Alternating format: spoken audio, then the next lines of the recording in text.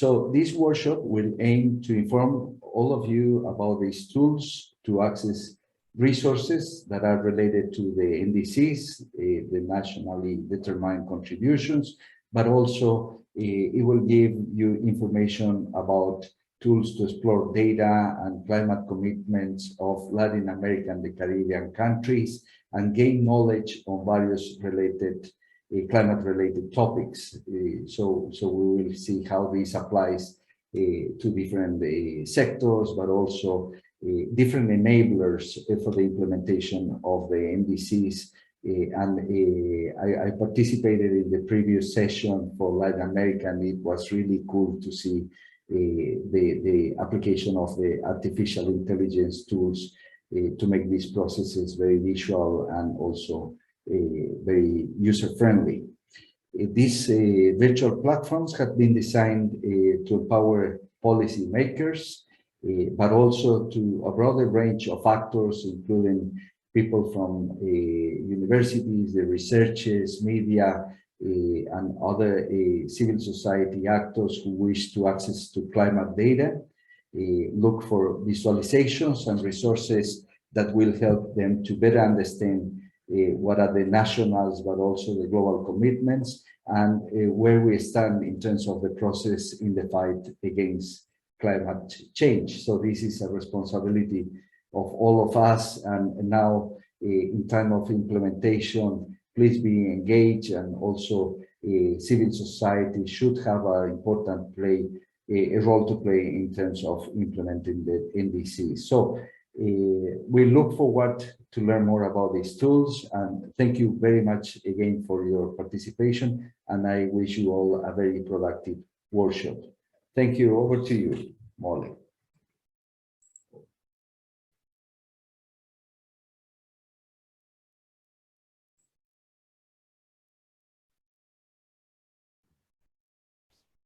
Thank you, Carlos, very much.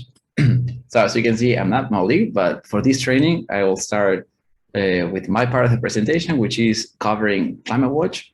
As Carlos mentioned, the idea of today's session is really to go over the different tools that we have, both with the World Resources Institute that we developed Climate Watch and the NDC Partnership, on how you can really track what's the progress that countries are making, and also how to keep them accountable and be up to date on what countries are bringing it forward in terms of climate ambition. So without further ado, I'm just gonna start with this. I need to hide one of the panels. So I'll give you the welcome. My name is Leandro Viña, and I'm very excited to be presenting today to this audience. I'm also a fellow Latin American, originally from Argentina, and I work as the Outreach and Data Partnership Manager for Climate Watch. My part of the session today, it's gonna be shorter than the trainings that I usually give. So I'm gonna be focusing on 3 key modules, and then a few more things that we have on Climate Watch. You will see it's a pretty massive data platform, so I just have to focus. But then you're welcome to follow up via email with any questions that you may have. And also just a few housekeeping items. I saw some of you already introducing yourself in the chat. That is great. I also encourage you to do that so that we all know each other. And also, at any point, I'll be covering a lot of data. So at any point, if you have any questions, please feel free to use the Q&A box to leave your questions and comments. And then at the end of my session, and also at the end of the overall presentation with Molly, we'll be responding to different questions. So without further ado, the agenda for today, first, I'm just going to be covering in a few slides what Climate Watch is, what it belongs to, and then I'm going to jump directly into a lab session of the platform. So you can see in real life how it can be used and how you can leverage your work. So with that, we get started. And to begin with, I'd like to cover first from where Climate Watch is actually coming from. So we are a platform within the World Resources Institute. Some of you may be familiar with it. The World Resources Institute, or WRI for short. It's actually one of the leading environmental global think tanks. And one of the things that it does is to cover data. We are right now presenting Climate Watch, which is the data platform that's most related to the climate commitments and the inventories on greenhouse gas emissions from different countries. but that is only one of the platforms that we have at WRI. So we also want to plug in that in case you're interested in, for example, deforestation or water risk, mitigation access, and several other topics, we have platforms such as the Global Forest Watch, which is the largest platform that we have, focusing on deforestation, and then other ones on risk, energy, and water that I also invite you to explore. Now, and before I get into the weeds of what Climate Watch is, I mentioned that Climate Watch is a platform that focuses on climate commitments. But for that, I want to step back just a little bit to better explain what I mean by climate commitments. And for that, I'm going to take you back to 2015. Many of you may be familiar with the Paris Agreement, which is an international legally binding treaty signed by pretty much all the countries in the world, where they all came together and decided that we're going to work towards this goal of reducing, actually keeping global warming within 2 degrees Celsius, ideally to 1.5 degrees Celsius compared to pre-industrial levels. So how are countries going to do that, and what's the mechanism from that to work for the Paris Agreement? So the main tool, it's the nationally determined contributions. So as it sounds, countries at the national level, they determine what are the actions and measures that they're going to take to reduce their emissions and ultimately lead us collectively to this goal of reducing global warming. We call the nationally determined contributions, NDC for short. And the way they work is that every 5 years, countries will come back to the UN and communicate their new NDCs. The idea of this, it's what's called the RAJ mechanisms, where every new submissions of NDCs, countries are going to be increasing their level of ambition. And that way, we can eventually get to the goal of the Paris Agreement. Now, in addition to the NDCs that work on these 5-year cycles and usually have a target to 2025 or 2030, the UN and the Paris Agreement also invites countries to submit long-term strategies. What these are, basically, they give a longer-term framework for what the NDCs are going to do in a much larger set of activities and in terms of the time span that it covers. It is not legally binding as the NDCs are, actually the communications of the NDCs, it's the legally binding part, but they still play a major role into giving an indication on what countries and what directions they're taking into this longer term. Furthermore, the Paris Agreement, it's also inviting countries to submit a net zero target, which means that it encourages countries to commit by 2050 or by mid-century to commit to be carbon neutral, meaning that the sources and sinks of the country are going to be leveraging out. So with that in mind, with these 3 main documents, I want to explain what is Climate Watch. And as you will see in just a few minutes, first of all, it is a website. It's a platform that gathers hundreds of thousands of data points of greenhouse gas emissions and different topics related to the climate commitments that I mentioned earlier, and gathers them and visualizes them to ultimately promote transparency and make it easier for countries to know what each one is doing and keep more accountability and really incentivize all the parties to increase the level of ambition. In terms of the strategies of our platform, in the year 2020, we spent a lot of our efforts into developing all the modules I'm going to be showing you in a minute. And then over the past 2 years, we have been focusing on engagement.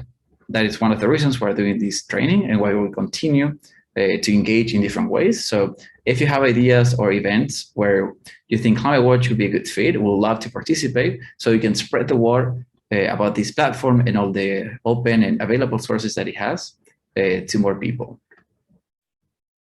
Now, quickly covering, we don't do this alone. We have a long list of leading climate organizations that support the work that we do and help us with the research, as well as other organizations that help us with the funding that makes us be able to run the program.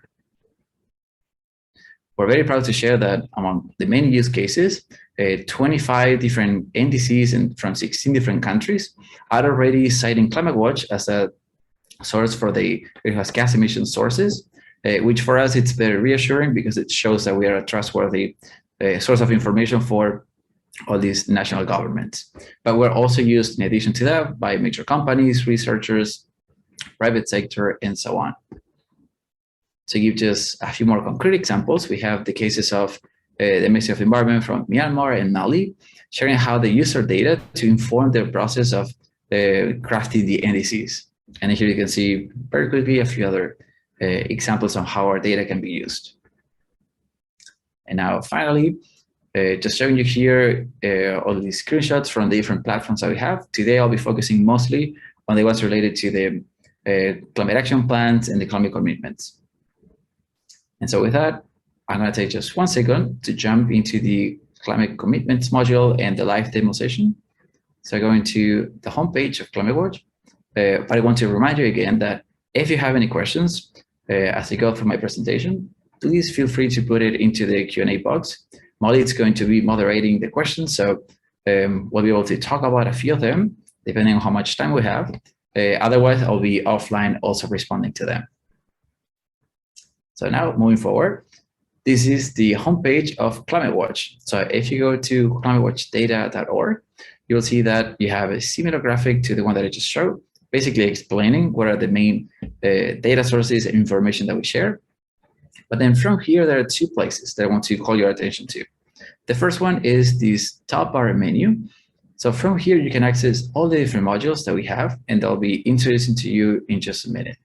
And then if you want to know just the latest news that we have on our platform, or what are the latest countries that submitted a new climate action plan, you can always click into this notification bell that will let you know what are the latest data that we have updated, as well as what are the countries that submitted new submissions. And you can also subscribe to our updates. We send monthly emails, so you can also stay up to date to what's going on our platform and also on the climate world more in general. Now, having said that, the first thing that I want to cover is that we have country profile pages. So there are several ways in which you can use our platform.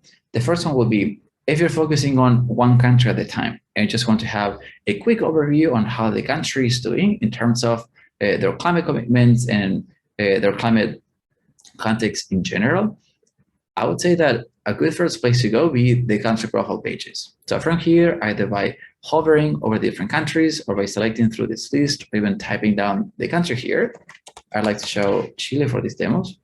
You can click there and it's going to take you to what we call the country profile page.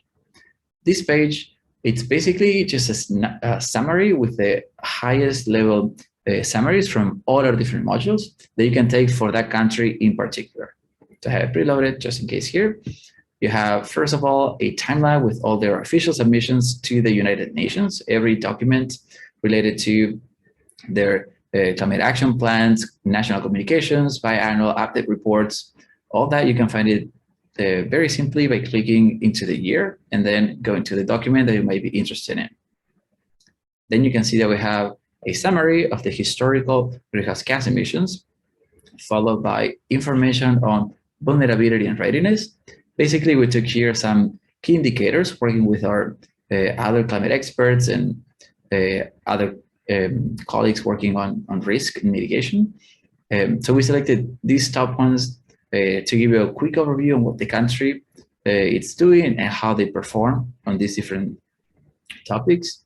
We also have a summary on the nationally determined contribution. So the main climate commitment document that the country has. We selected these 6 indicators plus the top line level target that the country has committed to. We have information on the long-term strategies. And again, all this information, there's so much more that we have and a lot of more in-depth detail that you can see into the respective modules. But for the country profile, you can just get these snippets.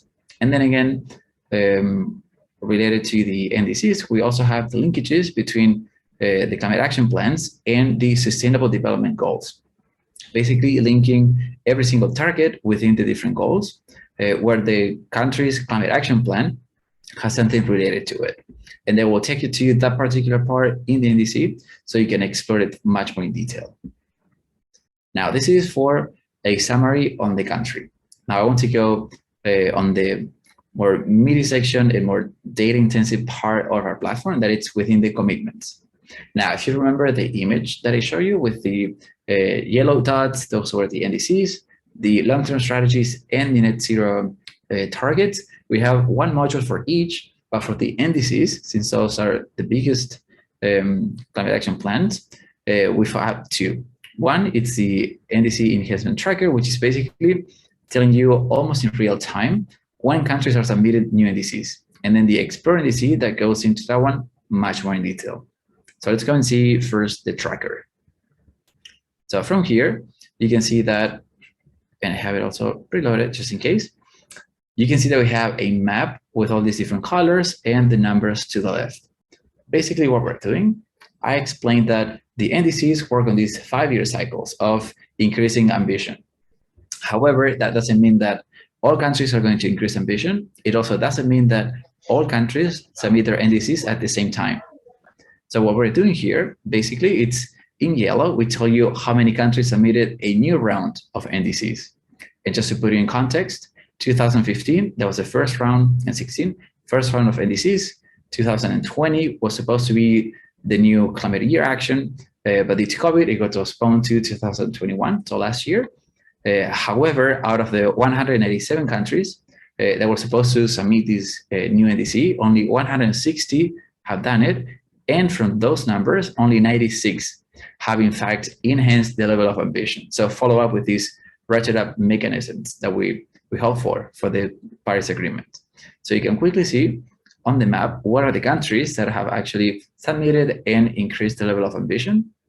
You can also simply have the ones that have new submissions by clicking on this box. And now 2 more things to cover. Every time that you see a map in our platform, you will also see a table view underneath. So you can always scroll down through this table view. It contains pretty much the same information. It's just for ease of context and for the users to read what they're more familiar with. And you can also sort out the information here. So if you're interested in what's the latest country that submitted a new NDC, you can select by here and sort it out. You can see that Australia was the last one that we have in our records. One more thing here is that if you hover over the different countries, you can get this pop-up window that will show you what are these 7 indicators that we selected and whether the country has strengthened it from the previous submission or if it hasn't. Sorry about that. And if you click into any of these countries, it will take you to a custom comparison page where you can see, sorry about that, how the different submissions of the country compare between 160 indicators that we have and that our data team works on every time there is a new submission. Here you can see, for example, how we divide these indicators by overview, mitigation, adaptation, and sectoral information. And then within just a quick glance, you can see, for example, that Chile in the latest submission, they moved from a GHG target type that was an intensity target to a fixed level target and trajectory target. That if you work on transparency topics, you know that that's a step forward into more transparency. Also, you can see much more in detail what the country is committing to and what are the different things that have changed. We also have these icons that get in here that quickly let you see if the country has enhanced ambition or not. So that covers basically the new submissions. But if you want to know all the details, you can go to the Explore NDC page. So this one is really where the much more detailed analysis lays in. So again, you see there's a map with colors. We have here the references. By default, you get what are the countries that submitted a new NDC on the first one or the INDC, which is the intended national determined contribution.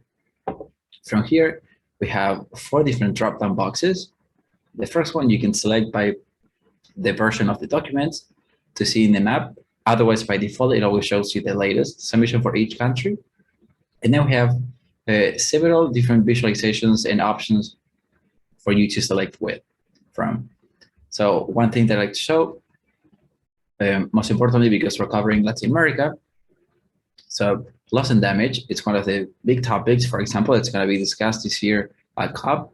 We can see which countries have mentioned or not specified loss and damage related to current economic loss and damage figures. So if you're working on loss and damage, we have already these predefined indicators that you can see side by side with countries and get an overview of perhaps the region that you're focusing on. Here again, if you scroll down, you can see the the specific information contained within the NDC of the country, and also see how we have all this data available in the table formats. Two more things from this module to help you further understand what is it that each country is bringing forward. If you click on any country, it will take you again to this NDC page where you can see the summary. This is what you can see in the country profile, very summarized all the information, and then overview, mitigation, adaptation, sectoral information, all the indicators that you can either see for just one country or compare among different countries. Now, the last thing that I want to show from this page, that it's actually one of the features I like the most, is this keyword search. This is basically a Google for NDCs. So if you're working on something that it's very niche or it's perhaps very specific, and we don't have among the 160 indicators one that's related to your research, what you can still do is basically type down here the keyword that you're looking for. So for example, if you're working on energy transition and renewable energy, you might be looking for hydrogen. We don't have a particular indicator for that, but you can always try it here. Type it down hydrogen, and it takes you to the NDC search page. Here you can see 26 documents representing 22 countries mention hydrogen into their NDCs. Now, the fact that they mentioned that doesn't really mean that they're going to incorporate it or take it seriously into account. So we also provided with this listing here. Let's focus first on Latin American countries, since that's what the training today focuses on. You can see there are 4 countries here that appear highlighted on the map, meaning that they have submitted something related to hydrogen. So let's go and check, for example, in Chile. So you see revised first NDC, so that's their second NDC. There are 3 results. And from here, I have already done this analysis. You can see the context on which the word hydrogen is being mentioned. And here basically, or at least for Chile, it is mentioned in the context of the energy transition and saying that hydrogen, it's going to be very necessary for the cargo transportation. And in particular, hydrogen produced from renewable energy. So if you work on any other topic, that's also going to be available for other keyword searches. And the good thing about this function is that it also works in Spanish, because we take all the NDCs as they come, and then we also translate them into English. So that's the equalizer factor. But then for Spanish submissions, they will also be available in Spanish. That pretty much covers all the NDCs topics. And I know that I'm running out of time, but we also have similar platforms to the net zero tracker, for example, showing you what are the countries that submitted a net zero target. If you click on them, you get more indicators and more information similar to the NDC. You get the table view underneath, where again, you can also sort out by all these different titles that we have. And we have, in addition, the long-term strategies. We have a few more modules. Unfortunately, I'm not able to show it today. The one last that I definitely want to cover, it's our most popular section within Climate Watch, which is the historical greenhouse gas emissions module. So from here, you can see the historic emissions from all countries for 4 different data sets. I see that there's first the graphic, there's the table view underneath, and several drop-down boxes here from which we can select and sort out the information. I'm very briefly just going to say that we have 4 different data sources. You can find out more about them because they might sound like gibberish to you. It's CATE, PEAK, GCP, and the UNFCCC. 3 of them are independent research institutions, inventories data, and the other one, the UNFCCC, those are official values from countries. One question we get a lot is which data source is the best one, or which one should I use? And the answer, unfortunately, it depends. It's not that one is better than the other. All of them have different methodologies, and they have, for example, if you're interested in all the sectors and all the gases, you might want to look into CATE, which is the one that we developed, because it's more comprehensive among countries. So it's really the one that can tell you and more easily compare all countries across the board, and it goes all the way back to 2019. Now, if you're only interested in the latest data available, you might want to use the GCP data, which goes all the way down to 2020. Maybe if you want to see not only countries, but also at the regional level, you can see what's the total emissions in the world. However, this only covers CO2 emissions and not the other gases that we have on Climate Watch. And then if you're interested in cumulative emissions or historical emissions, you can also go into big data, which goes further back to 1850. So depending on what your purpose is, we can also help you if you send us a question. Otherwise, we have this FAQ section where we laid out this table that explains what I just said and a few more things. So with that, I think maybe taking 1 or 2 minutes with Molly to go over questions. I think I'm way past time. Otherwise, I can just reply to the questions offline. However you prefer, Molly. I think there's a lot of great questions here, and I know we started a few minutes late, so let's go ahead and take the questions. There's 2 in the chat, not the QA, so let's start with those in case we lose them to the scroll. But we have a question here. Are future projections of the climate parameters available on the website is our first question. Yes, so thank you for the question. As I mentioned, we have tons of modules that we are able to cover in just 20 minutes, but future emissions, we have a particular module focused on that. It's called Pathways. So you can see here, what are the different scenarios? What are the possible emissions that we can have for the back up until 2100? And this is just one of the projections we have. You can also change the different models. We have 4 of them. So depending on which one you're interested in, you can find out more information about what each means and what are they related to into this table view underneath, and then get the values from here. One thing also that I want to add is that all the data that you see on our platform, it's open source and public, so you can absolutely download it and use for your own purposes. If you click on the download data, you can either have it saved as an image or go to the Data Explorer, which is another page on our platform that basically filters the data that you need, and then you download it as a CSV file. We only ask you that you cite us properly. So in the About page, permissions and licensing, you can copy and paste what's the citation that you need, depending from where you took the data from. Excellent. Thanks, Leo. And our next question is somewhat related, but we have a question in the chat from Sandra. Does Climate Watch operate more as a data repository, or is it also analysis, for example, the level of ambition of an NDC? And if so, what will be the main difference with it and Climate Action Tracker? Excellent. So you just hit on the nail. We're more of as an informational platform, meaning that we share in a transparent way all the information that countries submit to the UN. So basically, we take the information from these very long PDFs and then translate it into the indicators that we have, we summarize it, and then we provide visualizations. But we do not make assessments on whether a country is being ambitious or not. You can see, for example, in our enhancement tracker, whether countries enhance or not their ambition. So we do make that level of analysis, but we don't say if the level of ambitions is enough or not. Maybe a previous NDC was very ambitious, and then the new one didn't enhance their baseline. So we'll show that it's not enhanced, but we don't show you you can see the baseline yourself. So it really, we provide the baseline information so you can make the assessment yourself.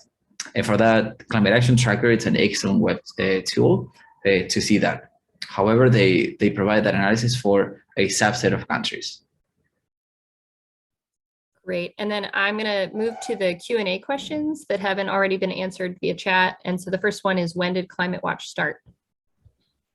When it starts. So Climate Watch, the history of the platform, we had first Kate platform. That's also the name of the data source that we have. And that started, I think, in 1998. So this one is pretty old. And then it kept on evolving. And as we wanted to incorporate more data, back in 2017, I believe, it's when Kate basically got pushed into Climate Watch, into this module, and then we added all the other modules. As I mentioned, in 2020, we added a lot more modules as well. So one of the first ones were the NDC enhancement tracker, and everything with different names. Back then, it was the Paris Agreement Tracker or something like that. Great. And we have another question from Kaja. The information update is done with the help or agreement of local authorities or not? She's saying that she's afraid that some information on Tunisia might not be correct and might need some clarification to be understood as it relates to SDGs.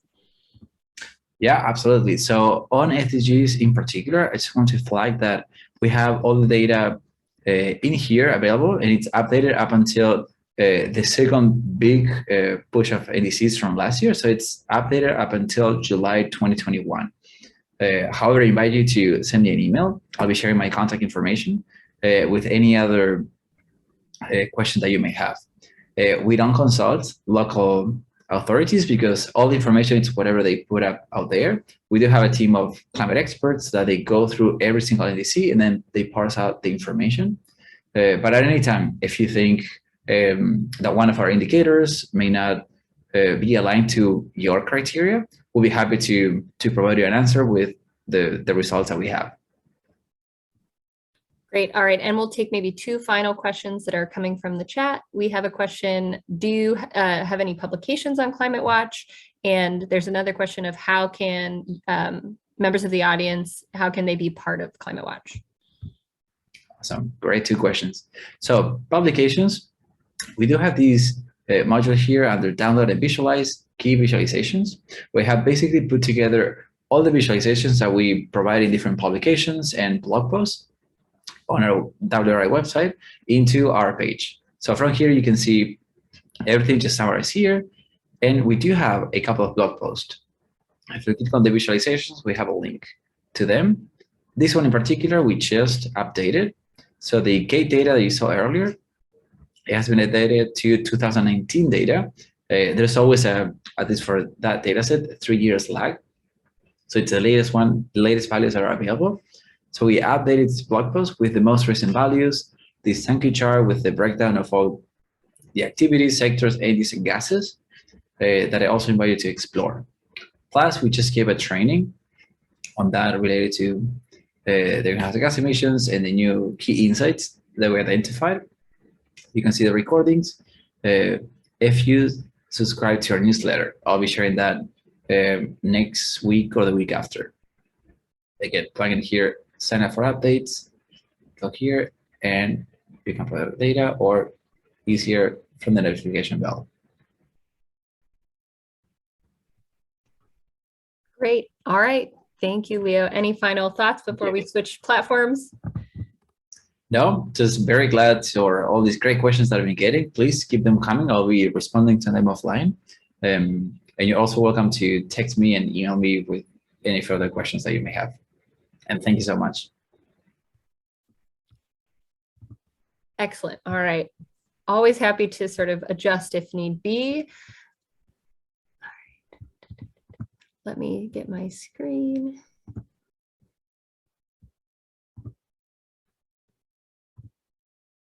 All right. Can everyone see my screen okay? Yes. Great. Okay. So hi, everyone. My name is Molly McGregor. I'm a member of the NDC Partnership Support Unit and part of our knowledge and learning team. So today I'm going to be providing a demonstration of our flagship knowledge portal. We call it the support unit runs this resource that is open source, and I'm very excited to share it with you today. Before we begin, let me just give a little bit of background on the NDC partnership itself. So here, what you're looking at is our membership page. We are a global coalition of countries and institutions collaborating to drive transformation in climate action. And so as our name suggests, and as Leo sort of gave the fabulous history of the NDCs, our partnership is focused on supporting the design, enhancement, and implementation of NDCs, or nationally determined contributions, under the Paris Agreement. So our membership right now includes over 200 members. We have over 80 global institutions and over 100 developing and developed countries, including many of the countries that are represented based on the chat and introductions today. So thank you all very much for joining.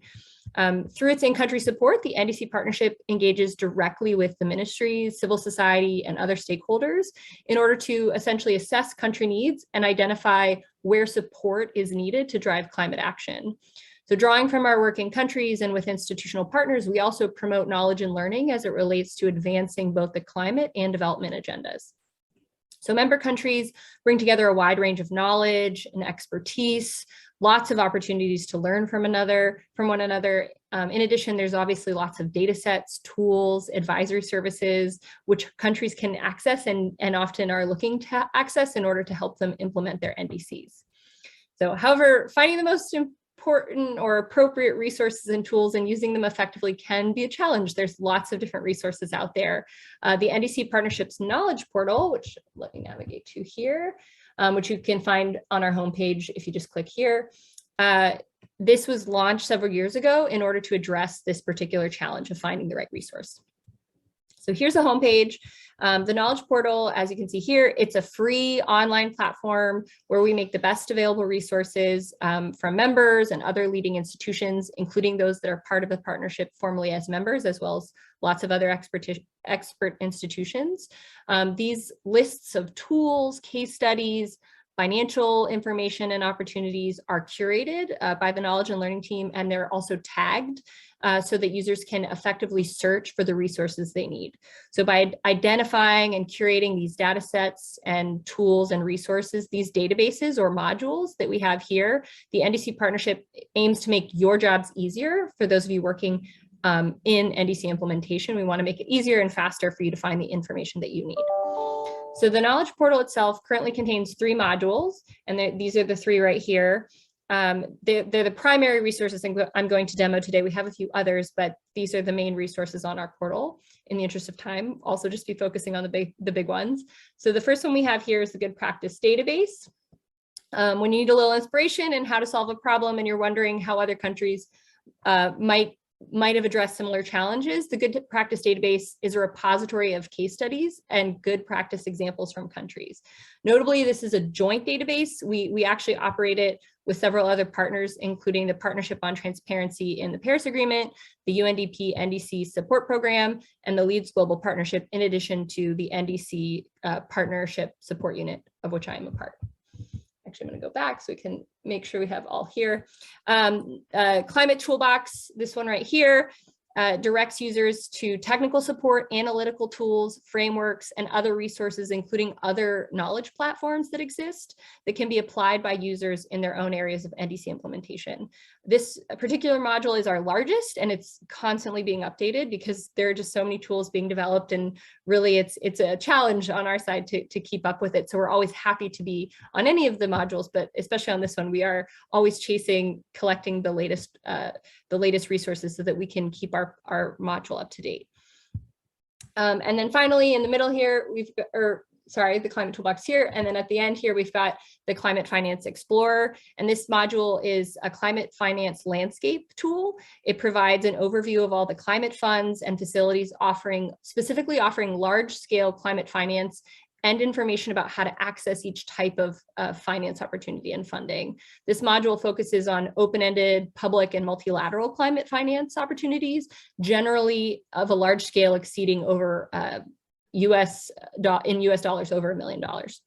So, however, we know that there's lots of other meaningful climate finance opportunities beyond and under this threshold. So actually, one thing I'll just tease for those participating on the call today is that we hope to, in the coming months, be launching an additional module that will look at, which will be a finance bulletin, which will look at slightly smaller values of climate finance that are publicly available, but things like calls for proposals and other sort of time-bound applications for climate finance, including from public and non-public sources. So keep an eye out for that in the future. Right now we have just 3 modules, but hoping to have more in the coming months.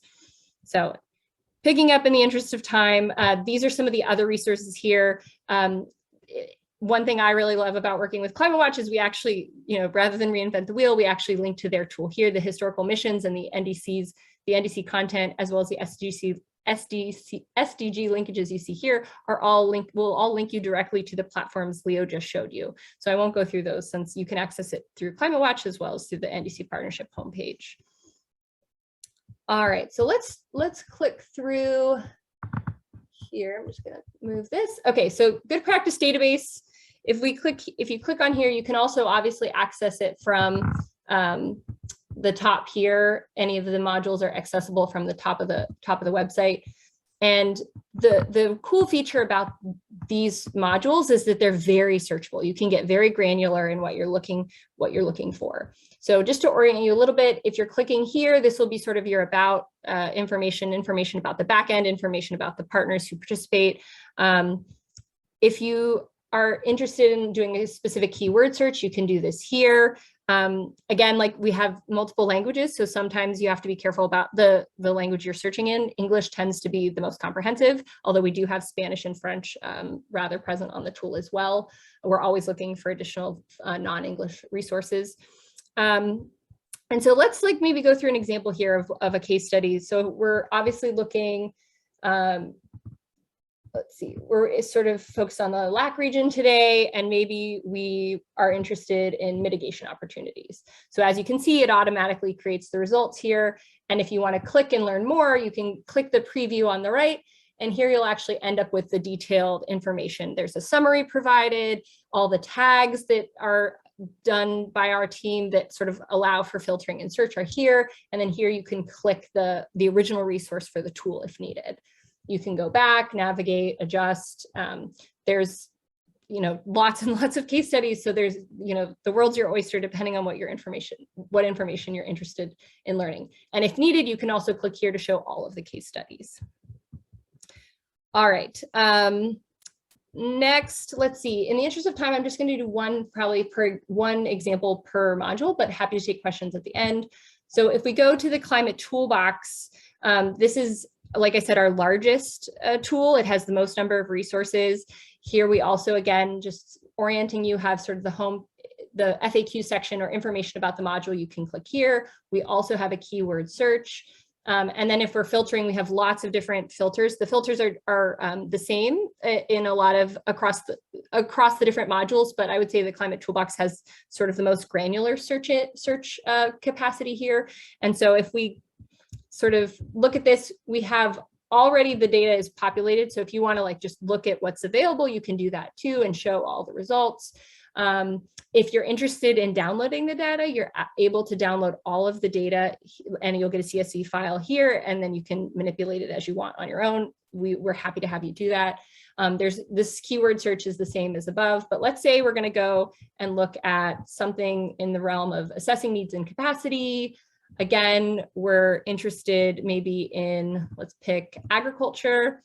And maybe we're interested in a specific type of resource. Maybe we want a framework or some kind of guidance. And so again, it automatically populates the search results as you click the filters in real time. And so we've got 18 results here, and you can click any one of these. The previews, as you can see, are here. But let's say we're interested in enhancing NDCs opportunities in agriculture. If you click on the preview, if it lets me click it, it will take you, similar to the good practice database, it will take you to again, sorry, slow internet. It will take you to a page with all of the detailed information. These just show the preview of the results. And once my website loads, here we go. This is all of the information. And this is a really rich page for each of these because it all, in addition to the good practice database, it's got all the tags and all the ways in which you can searching, you could have found this tool. But also what's really useful is it has sort of, hey, you're interested in this tool. There's also similar tools in this area. You might also be interested in this WWF checklist, or what other tools has UNDP and WRI provided that are also on this platform. I'm interested in learning more about, maybe this particular group really developed a great tool and I want to see similar tools from that developer. So we have this information, different knowledge platforms, just really to help users identify tools that are of interest to them. All right, and so let's see. Next, I'm going to click, again, we can click back. You can navigate back and it'll take you back here. There's the functionality is very similar, but I'm going to go click to our final module that I'm going to present today, and that's the Climate Finance Explorer. And so the Climate Finance Explorer, again, click here for information about where the data is collected and information about this module. Again, we have our keyword search here, but in terms of navigating, this one has a pretty cool function. Let's say we're interested in, we can, unclick all of these different things. There's lots of different ways to filter the data here. And again, in the interest of time, I won't go into it in a lot of detail, but the cool feature I really want to show about this module is we have a compare feature. So, let's say you're interested in, again, the LAC region. and maybe you're interested in, it again filters the results as you click them. But let's say you're interested in seeking funding for a nonprofit or civil society organization. And then maybe let's say you're interested specifically in bilateral funding. So go down here and we can click bilateral. And so we see we have 4 results here, but you can see that we have this feature here at the end, compare. So let's say, okay, I don't, these are similar, like they all fit the bill of what I'm searching for, but I'm interested to understand how they're different. You can then go and click between 2 and 3, you can compare, and you see this pop up on the right. And again, just slow internet today, but then you end up having this comparison across these 3 different funds. And so a lot of the information might be the same. So you can scroll down, get the information and compare, but you can also click this here to show just how they differ. If you're looking at different types of funding, see exactly where it is that there's differences in order to sort of, again, like most quickly find the information you're looking for. And finally, just to close out here, if you click the title anywhere across, whether in the preview or in the compare tool, you can then find the detailed page like we have in the other modules. So here I've clicked the Amazon fund and it's got all the different tags here on the right. We have contact information if you're interested in learning more, reaching out to the entity or the individual who is responsible for answering questions. We have lots of really rich information about eligibility criteria, how to access that finance, since we want this to be a useful tool for those of you seeking funding. And then just one final point is if you go back to the homepage here, we've had this comparison, but you can also, similar to the climate toolbox, you can scroll all the way down and download this data. So if you're interested in just having the landscape of climate finance as it exists on our website available in a CSV file to peruse and manipulate as you see fit, feel free to download that data. All right, and with that, I will pause.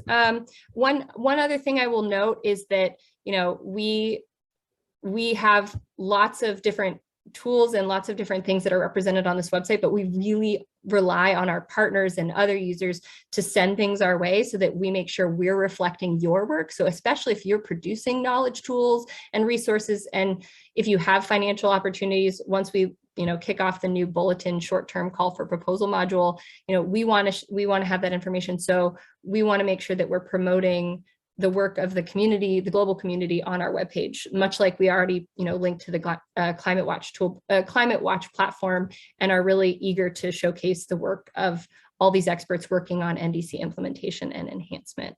So with that, I'll close. I know we're a bit tight on time for questions, so Leo, let me know where we should start with questions. Sure, and actually, Molly, I would say don't worry about that. If you have any other things you would like to share, I'm checking both the Q&A box and also the chat box.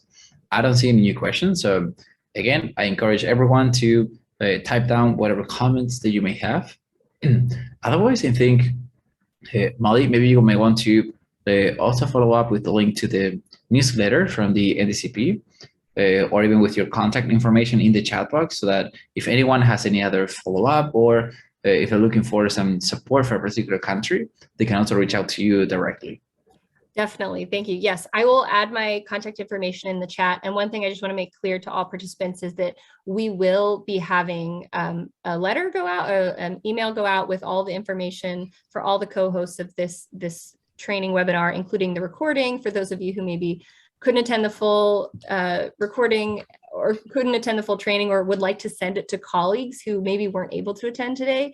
And as was mentioned earlier this week, we had the same exact training, but fully in Spanish. And so if you're interested in any of those resources, any of the newsletters for Climate Watch, the NDC Partnership, our RCC partners, that will all be provided to those who've been invited to and registered for the event. So please feel free to share that information with your networks. And these are both very much open source platforms, and we're happy to engage with users if they have any questions or concerns.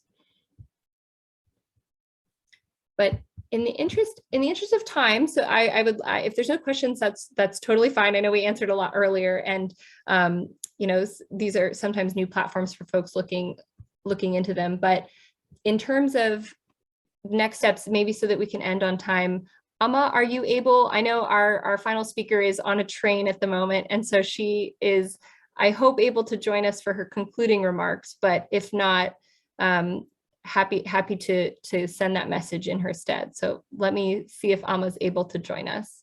I believe it's over to you, Hi. Molly. Can you hear me? Yes.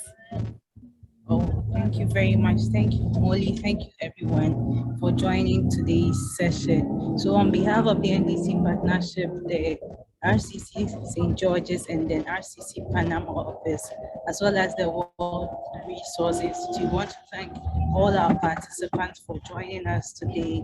And then yes, Tuesday for the virtual platforms. We hope that this information that has been given to you will also serve as means for you to update your NDCs and also increase ambition in the climate goal as we move forward. Before I say goodbye to everyone, I'd like to remind you that the Latin American Caribbean Climate Week is coming up on 18th to 22nd of July in Santo Domingo in the Dominican Republic. And we hope to see you all there in order to drive climate action across the region and then countries and everywhere, which is also a key step to COP27 in Egypt in November. Thank you all for joining today's session and have a great rest of the day. Bye.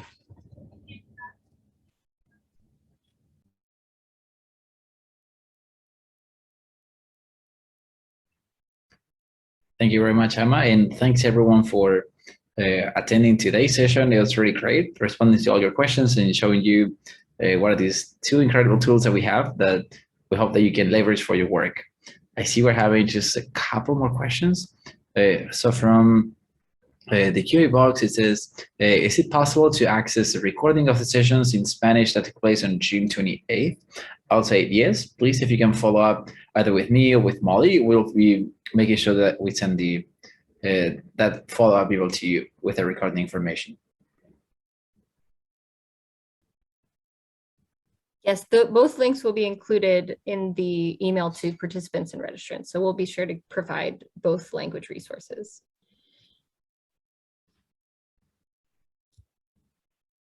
Leo, I don't know if you wanted to address a question in the chat about processing data with Python. Python, let me check that one. Do you know if there is any? Oh yeah, absolutely. Let me share in the chat. We do have within our about page, all the data on Climate Watch, or most of it, has an API. So let me show you how to get it from there. Oh, in fact, so the data has an API.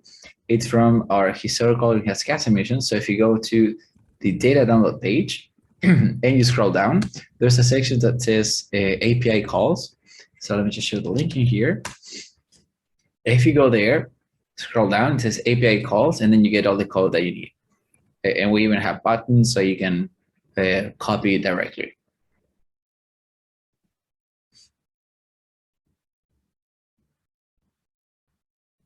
Oh, and thank you, Molly. I see you also share it. Yes, I want to make sure it's available to everyone. I think it might have been sent just to a subset, but I think that concludes our questions. So thank you everyone so much for your engagement and participation today. To Leo from Climate Watch and WRI, RCC, and the UNFCCC, we really appreciate everyone's participation today. Thanks, everyone. For the rest of our day. Sounds Thank good. you all. Keep Thank in touch. you. Bye-bye.